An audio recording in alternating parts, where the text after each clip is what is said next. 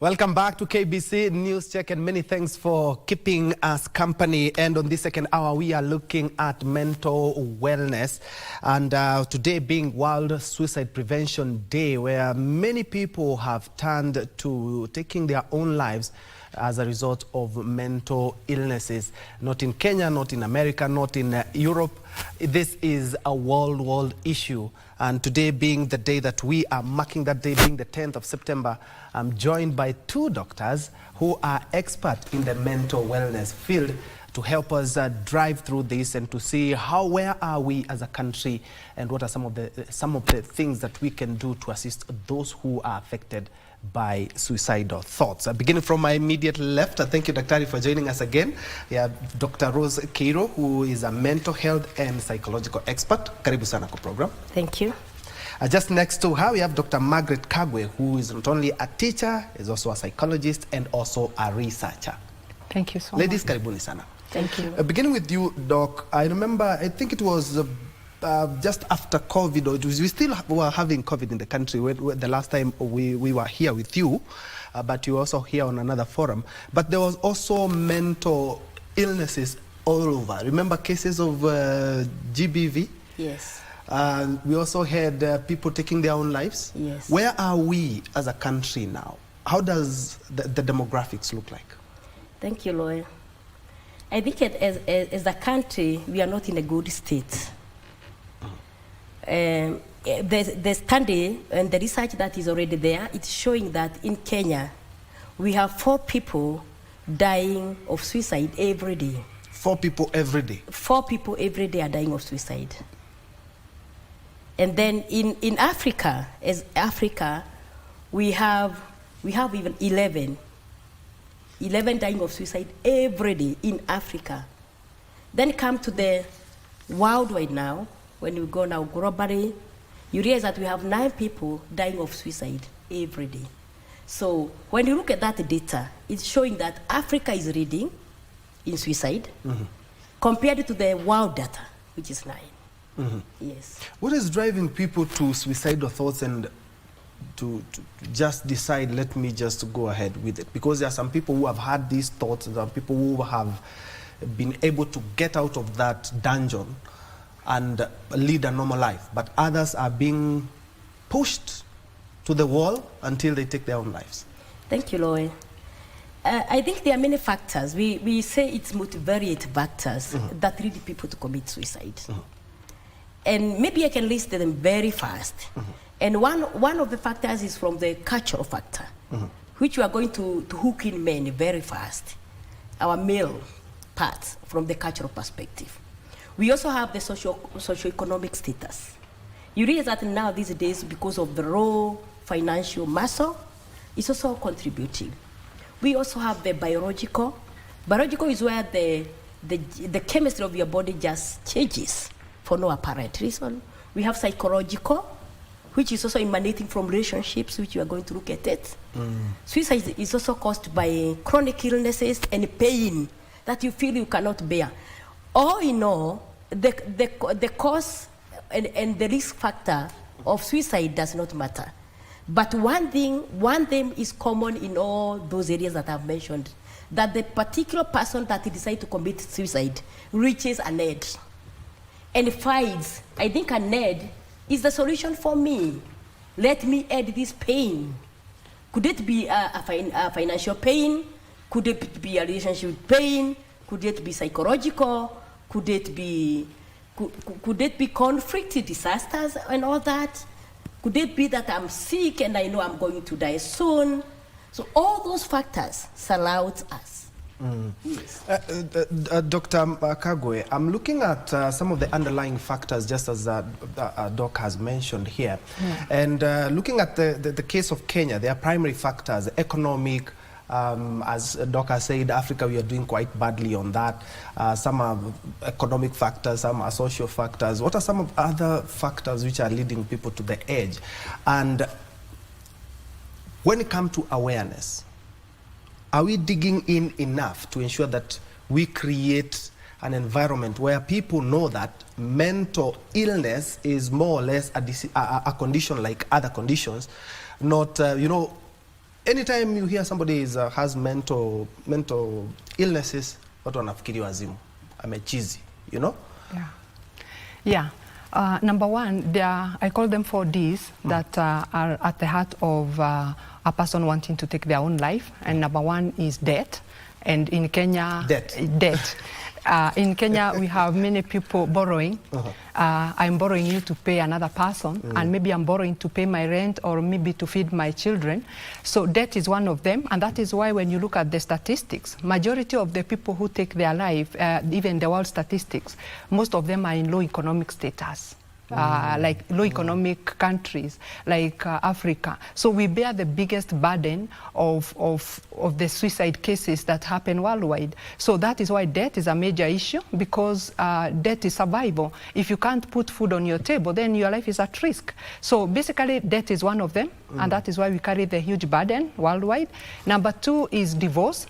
And in divorce, I'm talking about relationships. I'm not just talking about the divorce of man and wife. I'm talking about anything that is not going right in a relationship, even with parents and their children. And so when people are not able to navigate their relationships and they are not able to maintain good environments where they can be able to coexist, then you find there is this like a person would want to take their life, maybe to solve the problem. We've seen cases where ladies take their lives because their marriage is not working, and they are like, they sacrifice themselves. We call it altruistic suicide, where you're taking life to solve a problem, but now you like become the sacrifice. The other one is disease.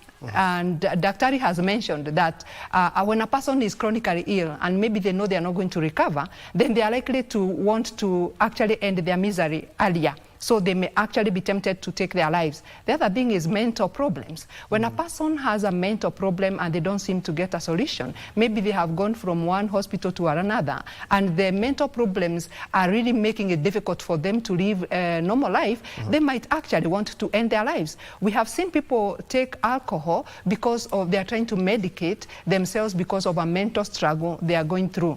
So that is another one, disease. Whether it is mental or health or physical health, it could also lead a person to take their own life. The other one is death. When a person we love dies, what does that mean? It means that you have to start now living life. Life changes and you have to start living life without that person. It's not easy. And society sometimes doesn't know how to support a person, because sometimes you tell a person, you can get another child.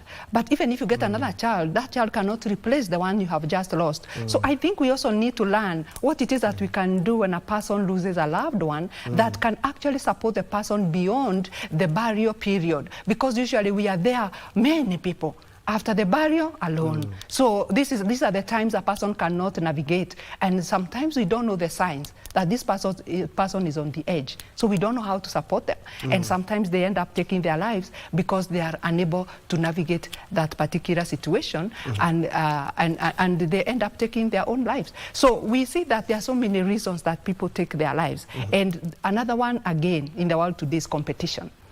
I've had people come and tell me, the people I went to school with are doing well, so what have I done wrong?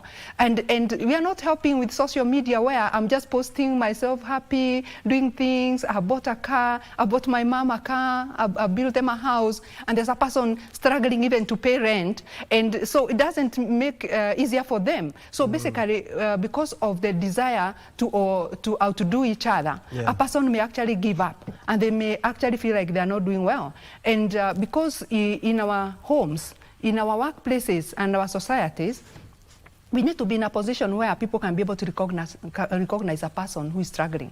And they can be able to know, without them telling them, I would like to take my life, they can be able to tell, this person is not the person I know. And so they can be able to intervene before actually they end up taking their life. So for me, I feel like when we have social problems, when we have financial problems, relationship problems, all those, including cultural situations, then people are on the edge all the time. And there's so much a human being can take. And so sometimes when there are no enough skills to help you navigate, there is no enough support, there is no access to mental health treatment. People don't even know that there are places they can walk in and actually get help. So people end up taking their own lives. Yeah. And this issue, Doc, Men, we are more affected than women, and it goes without saying that men kind of tunakaa ngumu kidogo. We don't share our issues. Women share their issues, which is almost a quarter or a half problem solved. Is this the same trend that we are having in Kenya? Yes. And I was talking with another person the other day, and the person was telling me men are swallowing their problems. And that is why you'll find a lot of them in pubs. You know, like when you swallow and you feel better, you're like, you know what, I'll do it tomorrow. And they do it before you know it. That's why we have more men who are addicted than women. Because women talk about their problems. And culturally, it's like, it looks acceptable. And when a woman says, I have a problem, people tend to listen. But when a man says, I have a problem, people tend to feel like, you are a man. You ought to know how to deal with your situation. So we are coming from a cultural perspective where men are supposed to be the protectors. And so when they're in trouble, there's nobody to protect them. So for me, I feel like Kenya, we are in that situation. And I think this is a time we need now to be more understanding and allow our men to talk, allow our men to cry, to express, because many men don't express even when they feel pain. Even in an injection, you are expected not to show any sign of like pain. But women can scream all over, and nobody is concerned about that. So I feel like we need to allow men to talk. We need to provide forums where they can be able to talk without feeling judged. We need to allow them to feel and express. Emotions are not just for women. Even men should be allowed to cry when they lose loved ones, because it's a way of bringing out the pain. It's a way of seeking even attention so that they can be helped. Yeah. Well said, Doc. And Dr. Kiru, I'm looking at the public awareness that we are creating there.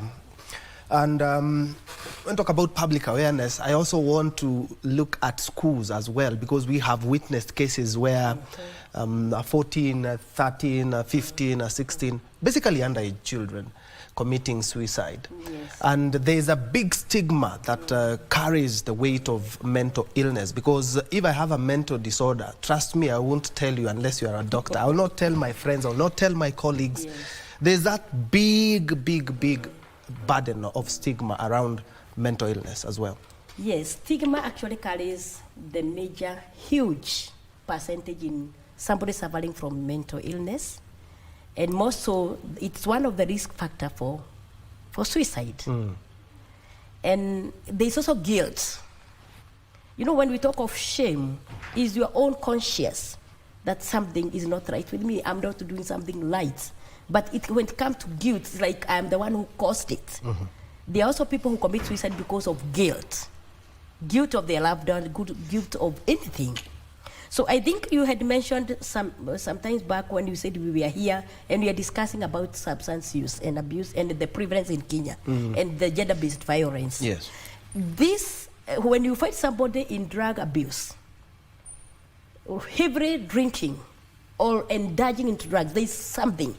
And that is already somebody who is at the risk of even suicide. So these are the people that we quite closely follow. And at the same time, when you also find this somebody who is also drinking so much, either according to what the doctor has said, there is a problem with the marital at home, either parental relationship is not okay, a social relationship is not okay somewhere.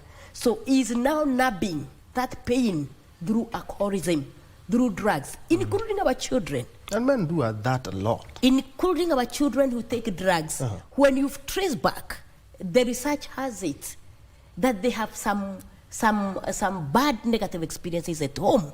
So they use the drugs to do that.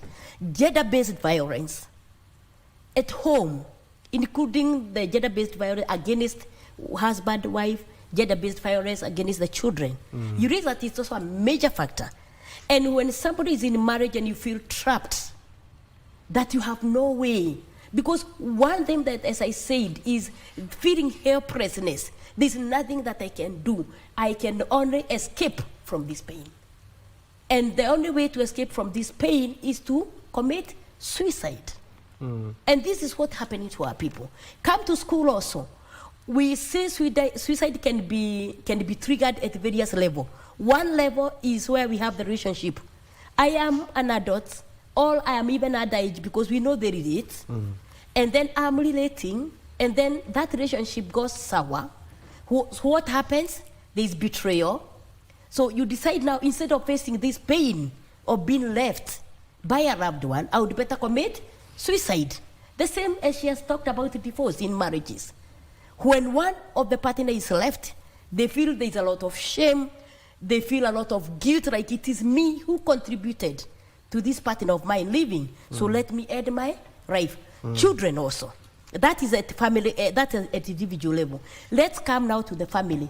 The relationship within the family need to be done something, because they are the major triggers for suicide. That's an environment where suicide is bred. Then these children who you are talking about school, in school, we receive children in schools. These children come from homes. These homes, there is violence. This home, there is abuse, psychological abuse, physical abuse, and all that. And again, also in school, there's a lot of bullying in schools. So when our children are bullied, in fact, I have dealt with so many cases where you are even like you are discriminated against your size, your shape, and all that. You are told maybe you are extremely thin, you look very ugly. And that perception, you know, we say suicide is also informed by the way we think.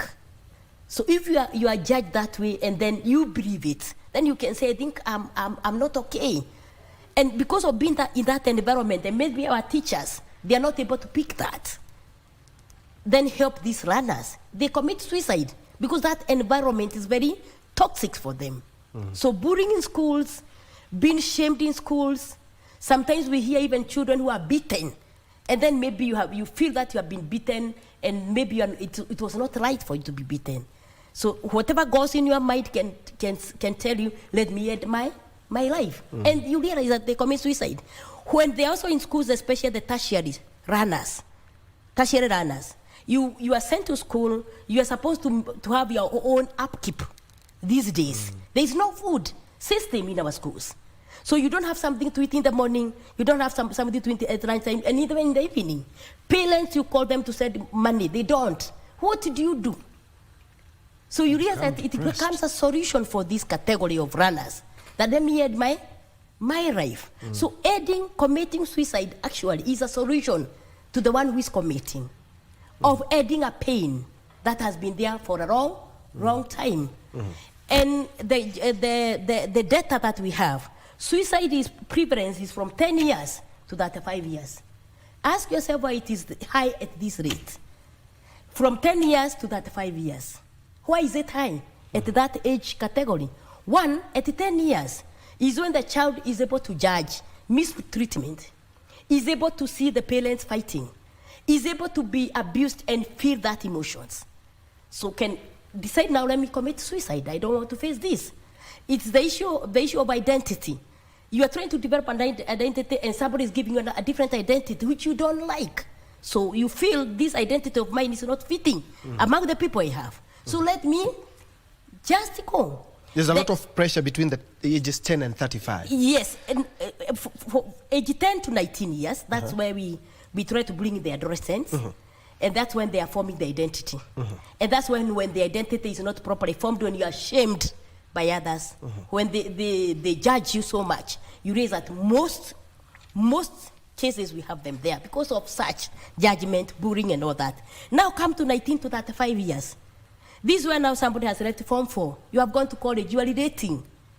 And then this is the phase now we say, this when now you are forming what we call, you are forming intimacy. The intimacy and isolation. You are either intimately engaged or you are isolated. You realize that some boys or some girls, at this age, when they realize that they cannot have a partner, you are not getting attracted like the others. You find you are different. Some of them commit suicide because of that.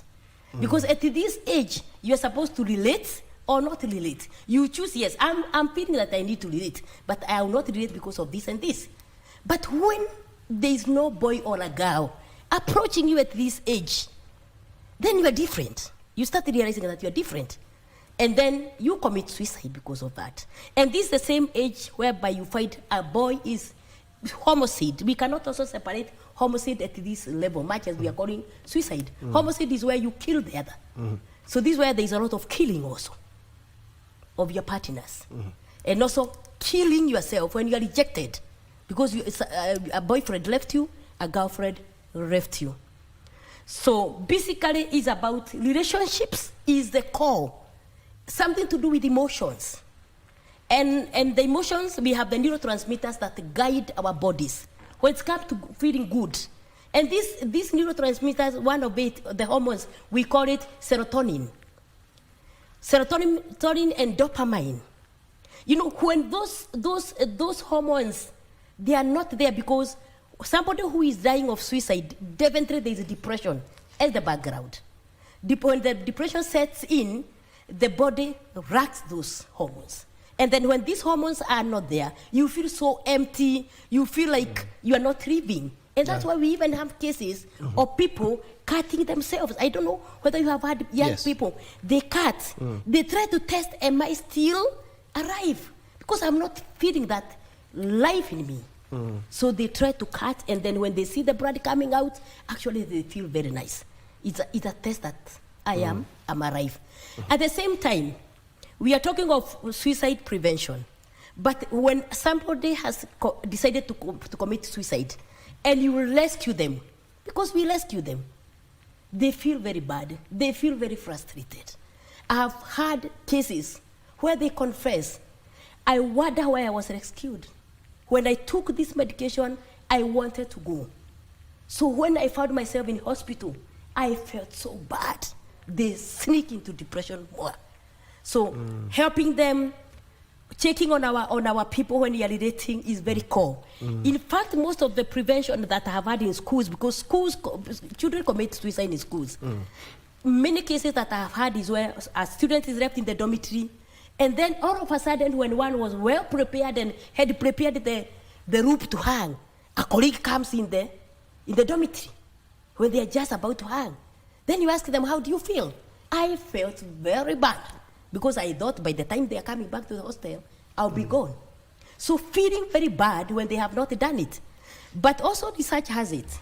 When you have tried suicide, you can always try it again. Suicide is also brought in, or it is influenced, or it is triggered by a loved one has died. And because there was that strong connection, you also feel you want to join that person. So that willingness to join and to rest, just like the ones that you had loved. Yes. Dr. Kagwe, let me pick from where Doc has left, and you are also a teacher, so you've dealt with young people. What are some of the telltale signs that this person is not only depressed, this person has suicidal thoughts? Yeah, number one, knowing a person well and their behavior is very helpful, because you can tell when a person has changed. For example, you can have a child who is always answering questions, always happy, always asking questions, and relating well, playing outside there. But all of a sudden, they are quiet, they are not answering questions. Maybe they are not even as smart as they normally are, because you can even tell from the way a person is grooming that there's a change, and it's not a positive change. So you can be able to tell, including the grades. Some performance is as a result of the person is not in a good space to read and understand. So there are so many things, including even being rude. One of the things, I've worked in a school as a counselor, and a child who is rude is not necessarily in discipline. They are probably trying to communicate something. Maybe they are coming from an environment where rude is the language, and so they are just speaking the language that they know. Maybe at home, that is what is going on. And so my advice and even my request to people who are teaching is, before you can even say it's in discipline, explore a bit. Maybe talk to this child more, ask them what's going on in their space, so that you can know exactly what is the root cause of the behavior that you see that is different. Usually, even among adults, different change in behavior that is not positive could be an indication of a mental struggle. Yeah. And still on our students, because you've mentioned some of the things that people can see. We don't have enough teachers in our schools, so it will be very hard to put a counselor in every school so that we may be able to avert some of these crises. This program, more or less like exchange programs, maybe something once per week or once per month, can this try to help so that we may bring up now that age? Because when a teenager is committing suicide, that's a red flag.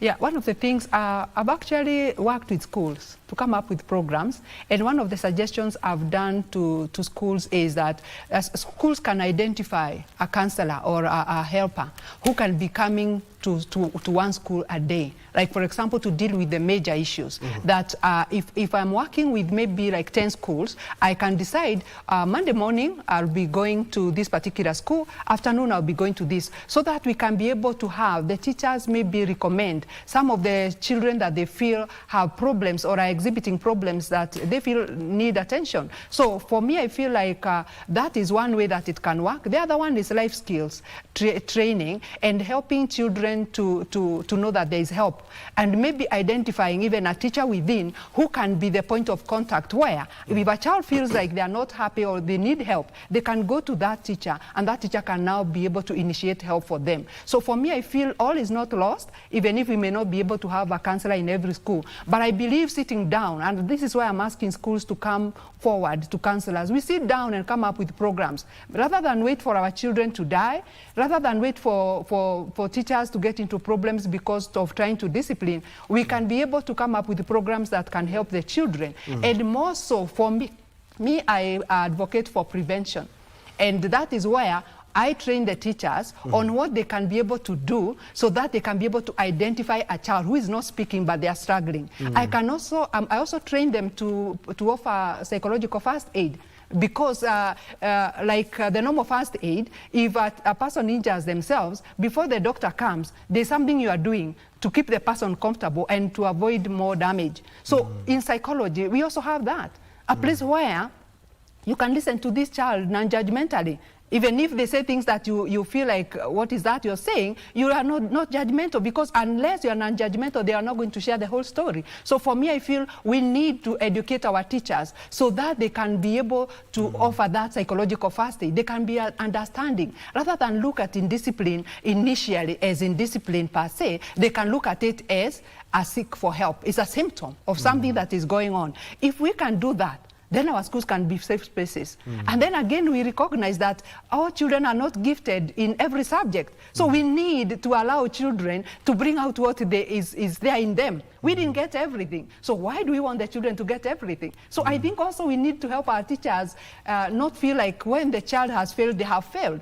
If they have done their best, they have actually succeeded. So for me, I feel also we need to change the story there so that teachers don't feel like the performance of the child is indicating how well they have done their job. Of course, and at the end of the day, we also need a treatment approach in terms of medication and also counseling as well. But we'll talk about that. And since we are talking about children, let's now turn our focus to Nyeri County. JJ Kuria is on standby to give us the latest update in the Endarasha fire tragedy. Good morning, JJ. What is the latest from Nyeri? The latest that we have heard is that the 164 students were accounted for. Of course, 21 lost their lives. May the Almighty God rest their soul in eternal peace. But something that has caught my ear, Dr. is that he has mentioned that the governor mentioned that the school could be reopened, face reopening. And he has pointed out a very, very interesting question, the same thing that we are talking about here. He has pointed out the mental capacity of these students. I would like you to react to that, to maybe if there will be a phased reopening later on because of the students that had examination. Yeah, that's a difficult situation for, in fact, and I really feel for the whole environment because there are some children who saw things and they have a memory of what they saw.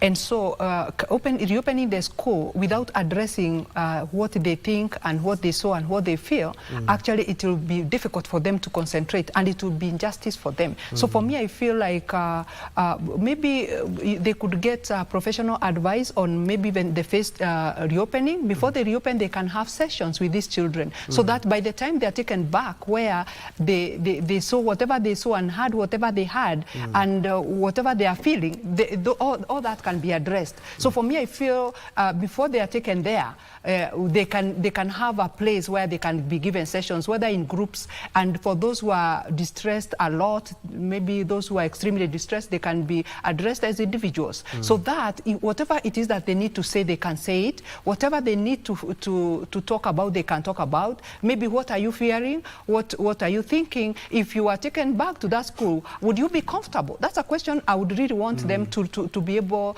to answer, because I would not want a situation where the child is taken there against their will, and when they go there, the memory just comes back all over. So for me, I feel like before they are taken back, they need some intervention. They need to be helped to go back there willingly and comfortably, and they also need to be helped to know that even when they go back, they can still seek help. They can still say, I'm struggling, I'm thinking, I'm seeing, or I'm dreaming. I think those are things that professionals can help come up with, a way that the reopening can be done. Doc, maybe you can also add your weight on that, and also talk about the treatment approaches for persons who have suicidal thoughts, because from what I gather, I'm not an expert in that field, there is medication and there's also support, which could and also will include counseling.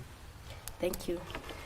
I think the case of Hill, the school, the fire can break in anywhere, even the children's home. So we need to come to that realization that fire can break in anywhere, even where we are right now. So the issue of fire breaking can happen, and then like coming up with strategies that can prevent that, for me, is the one that would work for that school. Because even where we live, even all the other schools, fire can break. But what are schools doing to prevent that? Which strategies are there? So for these students to reopen the school, I feel they require to come up with these strategic measures that will address such incidences to happen. Then reassure the parents, reassure the learners, reassure the community and all that. But as she has said, the issue of preparation for them to be ready to go back to the same environment. And Roy, I think it's better that we, at this juncture, we also look at the disaster as one of the trigger for suicide. There are people who may never go through what you have seen. And because of that trauma, of that fire, it may be a journey towards now battling with depression and now terminating with suicide. So trauma is one of the triggers for suicide. Then you have also asked me about the treatment approaches. The treatment approach. One of it is the therapy, talk therapy, and then we have the pharmacological therapy, whereby they are given the medications, at least to lower the anxiety, to help them sleep for those who are very active. And then now you come to the psychotherapy, where they come to people like us and her. Then we address that issue of where are they. And there's that one only treatment that can treat that. It's not just any talk therapy. And that's why we are saying, even people who are helping our people who are psychologically disturbed requires to be screened. And that's why these days we have the medical board to screen and even check, are these people qualified? Because many people are calling themselves counselors, while they are not. Like that particular case of this school, it requires somebody who has done trauma processing. Because that's trauma. Trauma processing expert is the only expert person who can help the learners to process what they have gone through. Not any other approach. Yes. And Dr. Kagwe, I'm looking at a government approach in terms of creating an environment where first there is enough sensitization. We can even rope in media houses here. We can also rope in the private sector in terms of sensitization. Because at the end of the day, we began by saying that there's a huge stigma when you talk about anything, leave alone suicide, anything mental illness, whether it's depression, whether it is I've forgotten that condition, but stigma. There's discrimination. There's discrimination yes. as well. There's also guilt. Yes. Yes. All those ones are the ones that allowed the suicide, and they need to be addressed. Yeah. And why do people suffer from stigma? Because there is a cultural perspective, the way we look at these things, and the way we perceive them, and the way we know. Like when somebody has committed suicide, you are aware in the society, it's not accepted. Some societies say it's a bad omen. So even the cases that we are saying, the prevalence of suicide in Kenya, worldwide, Africa and global, that is not the data. Most of the suicide cases are never reported. They are hidden by the families because of shame. And again, look at Kenya, the Kenya rule that we are in right now as we are in this studio. Suicide is a criminal. It's criminalized. It should be decriminalized. So I'm campaigning for suicide to be decriminalized. We are saying these people are sick. Like if you go through trauma when you're a child, you witness the violence, we witness the verbal abuse, you witness the sexual abuse. When you're a young girl or a young boy, you grow up with that trauma. And then you are likely to commit suicide, or you are likely to have the suicidal attempts, because the feelings become so overwhelming, you know. And then instead of people coming for your help, they take you to prison. Prisons don't help. Prisons only contribute to the pain. So the people who are trying to attempt suicide, they don't require to be put into prison. They require to be taken for treatment because they are sick. And it's true, as Doc has mentioned, that it is a criminal offense to try and take your own life. But there's a subject and a conversation that should be opened up, because these people really need help. They don't need bars behind them. But maybe you can touch on that as well, because some of these policies, I was just mentioning some of the government interventions. One of the intervention is to make it a criminal offense to try and commit suicide. But that is, I believe that is counterproductive, because this is a sick person who should get help. Maybe you can respond to that. As I mentioned this, I do a number of programs that take me outside Nairobi. And I remember I interviewed the family who told us that, yeah, I have 3 kids. The last one committed suicide 2 months ago, was in high school. Allow me to go to conceal where I did that interview and the names of the parties involved.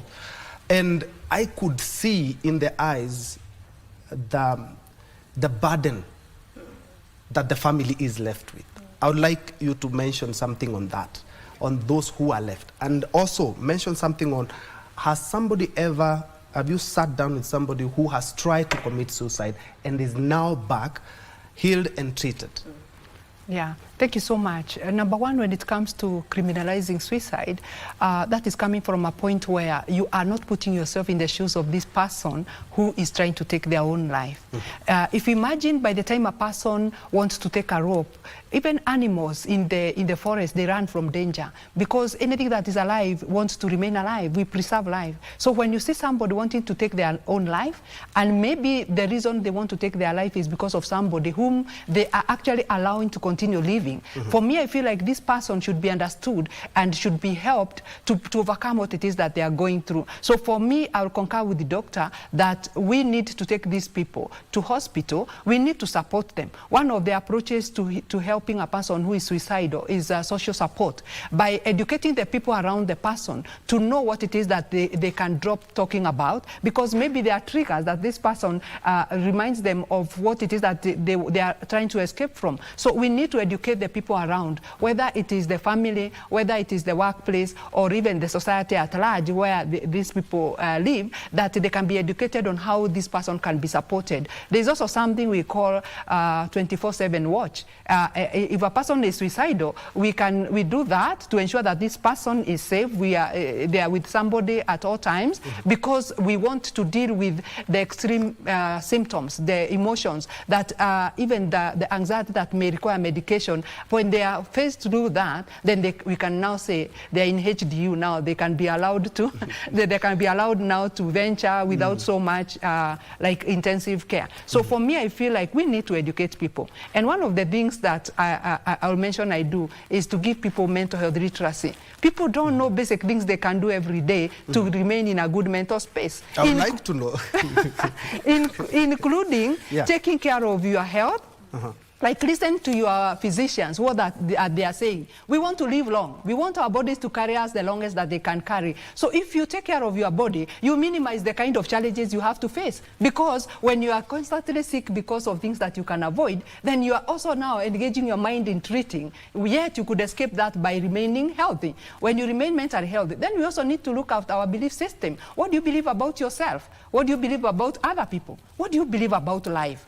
What do you believe is your purpose? Those are questions that come through, especially when a person is taking their life. Because a person who thinks that they are here for a purpose, they are likely to have a problem with taking themselves because they didn't bring themselves. So we need to come into touch with our belief system and what it informs us about how we need to relate with ourselves and how we need to relate with our other people and maybe the society. The other thing I also talk about is educating the family system. The family unit is key, and that is what we call the secure base, where a child runs, they fall into trouble, they do something wrong, they run home. Even children playing in the village, when they are playing, if something happens, every child runs to their home. That's a secure base where they need to find understanding and love that is not dependent on what they did. So when we educate our families, they become self-healing systems, where father knows what to do to heal their children. Even children can heal their parents by knowing that when I behave well, my parent is in a good space. And when I see my parent in a particular situation, I can ask them, is there something I can do? You don't look okay. Do our children know that they can heal us? So we need to educate families to become self-healing systems. We need to educate people at workplace so that they can create self-healing systems, including policies that can help people know when I'm mentally not okay, I can ask for leave, even one day.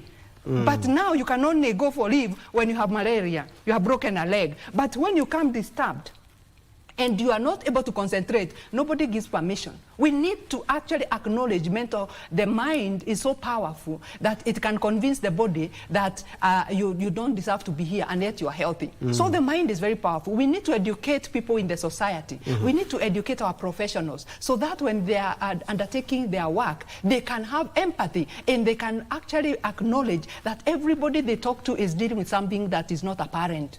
I can't look at you and know what's going on with you. So for me, I feel we need to take the preventive approach as professionals, as a government, so that we can educate our people so that they don't have to suffer unnecessarily. But the problem with us, even as human beings and even as a government, we only come to talk about it when something has gone south. Yes. And so now we talk about it and then we lose interest when something else comes up. We need to have people who are refusing to let the conversation die. And for me, I usually do that because I have a program that runs since 2020 during COVID. I have a program that runs every Wednesday, 2 hours of my time I give to the public. Why? Because I know I can say something that will help you as a father, as a person, and even as a teacher or as anyone. Because we need to be educated. Mental health literacy is key. Not just for teachers, also for parents. Nobody taught parents to be parents. We need to give nuggets of what they need to do at every stage of bringing up their children that can help their children navigate that stage. So for me, I feel a lot of things can be avoided only if we were educated to know how to prevent problems. And when they come, what can we do? Okay, Doc. And have you seen a case study that somebody you've been able to assist and he or she has fully recovered? Yes. Many, not one.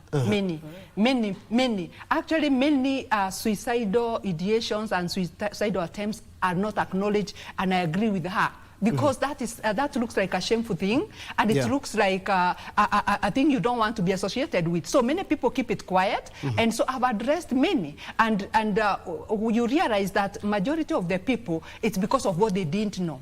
When they know better, they do better. So I feel like we are failing when it comes to educating our people. So majority of the people, they will even want to take their life because of something like, I didn't get the grade that my parents want. I'm not in the career I want. I've had people who come and they're very miserable in their careers because they went there because that is what their grade could afford. So for me, I have dealt with some, and people are able to know what to do, and they're able to know how to transit. Some we have been able to transit slowly. They do, like a person can do a parallel program, they can begin to educate themselves, and then they transit from this this career to another without actually now causing financial crisis. So I have dealt with many. Yeah. Roy, we talked about suicide. As we wrap up. Yes. Yeah. We talked about suicide as being stuck. So long as you are stuck, and you are assisted and you are aided to unstuck yourself, you move on. Whether you had a suicidal ideation or not, whether you had attempted, so long as you are unstuck, because when somebody is committing suicide, I said, there is something that has stuck you. So long as you are able to be unstuck, you are able to live a full life without even ever thinking of suicide again. For me, from where I sit, the clients we deal with every day, I have come across majority having attempted suicide, not once, not twice, not twice. Even as I shared your poster yesterday, there is a comment in my Facebook that a girl said, I have tried to commit suicide 3 times, unsuccessfully. Unsuccessfully. So the issue of people committing suicide is up in life. But for schools, as she mentioned, schools, especially the primary schools, secondary schools, mostly, this is where we have the potential to help our learners to work on the traumas that they have had as children, and they help them to transit to have the mental wellness. All of us, the other good news is, all of us, every human being has potential to take charge of their mental wellness. Okay. It's only that we are not aware. Yes. When you wake up, when you are not rested, when you are not relaxed, when you are not eating, when you are feeling anxious, those are indicators. All right. Thank you indeed so much. That is Dr. Rose Keiro and also Dr. Margaret Kagwe. Both are doctors and mental health specialists, and Dr. Kagwe is also a teacher as well. Thank you indeed so much for joining us. Clarion Core is that mental health is very important, because you find suicide cases now even getting to our pupils as well. Let us be proactive rather than being reactive in the mental illness issue. Thank you so much indeed for watching. My name is Bentro Njue, and Susan Thuku has been our sign language interpreter for this live broadcast. I'm now giving the baton to the Swahili desk for Kurunzi Mashinani and Tamrini. Thank you so much for joining us. Let's continue this conversation on social media. Have a good one.